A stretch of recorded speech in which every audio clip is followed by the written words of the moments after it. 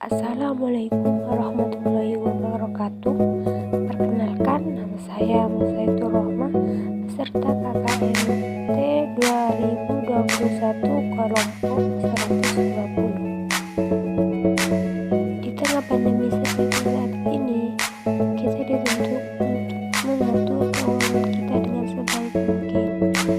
Literasi keuangan sangat dibutuhkan agar dapat mengelola dompet kita lebih baik. Berikut ini ada beberapa yang dapat kita lakukan untuk meningkatkan literasi keuangan di tengah pandemi.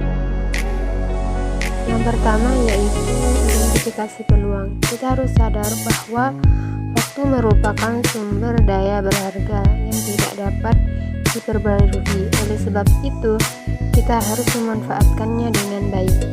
Seperti saat ini, terdapat banyak sekali sumber daya gratis yang bisa kita manfaatkan. Misalnya online course di idss.org.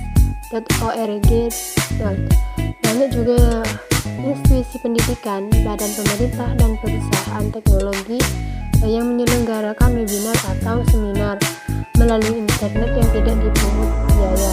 Terkait literasi keuangan, kita bisa mempelajari topik seperti manajemen keuangan pribadi, pengantar investasi, dan akuntansi dasar. Kita harus memanfaatkan hal tersebut untuk memajukan perekonomian kita. Yang kedua yaitu pengalaman yang berharga. Dalam menghadapi kondisi yang tidak pasti seperti saat ini, setiap orang akan lebih berhati-hati dalam mengeluarkan uang dan lebih banyak menabung. Nah, peningkatan tabungan ini sangat wajar karena untuk berjaga-jaga. Oleh karena itu, jika belum memiliki perencanaan finansial, maka sekarang inilah saatnya menyusunnya. Jika sudah memiliki, maka sekarang ialah waktu untuk memperbaikinya. Yang ketiga yaitu investasi dari sekarang. Meskipun banyak ahli sudah memperkirakan terjadinya krisis ekonomi akibat pandemi ini, perlu kita pahami bahwa kemunduran ekonomi merupakan bagian dari siklus ekonomi. Di tengah menurunnya kinerja indeks harga saham gabungan, selama ini terdapat potensi untuk digarap. Pada tahun 2019 terdapat 2,7 juta investor di Bursa Efek Indonesia. Angka ini bahkan tidak mencapai 1% dari populasi kita, mencapai lebih dari 260 juta orang. Sebagai perbandingan, negara maju seperti Korea Selatan sekitar 10% warganya memiliki investasi saham. Sekarang menjadi kesempatan untuk investasi lokal menyuntikkan uangnya ke dalam bursa yang mayoritas dananya bersumber dari pihak asing. Mengurangi ketergantungan kita terhadap dana asing bisa mewujudkan pasar modal yang lebih stabil dan tidak terlalu rentan. Yang keempat yaitu membangun karakter.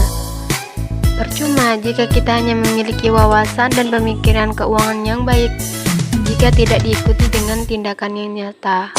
Menyusun rencana keuangan adalah mudah, namun yang sulit di sini adalah menjalankannya. Oleh karena itu, kita harus menanamkan nilai disiplin dan berlatih mengendalikan diri sebaik mungkin. Semua ini adalah bagian dari prinsip pembelajaran sepanjang hidup. Kelima yaitu memberi sumbangan. Dalam menghadapi krisis yang mendunia, kita tidak boleh lupa untuk mewujudkan nilai kepedulian terhadap sesama. Layaknya ekonomi, kehidupan juga memiliki siklus seperti roda yang terus berputar. Motivasi kapitalisme dalam meningkatkan literasi keuangan juga harus diseimbangi dengan nilai-nilai sosialisme. Berbagi dengan yang membutuhkan. Sadari bahwa kita sebagai manusia menghadapi pandemi ini bersama. Dan yang paling terdampak dari pandemi ini adalah orang golongan menengah ke bawah. Cukup sekian dari saya. Terima kasih.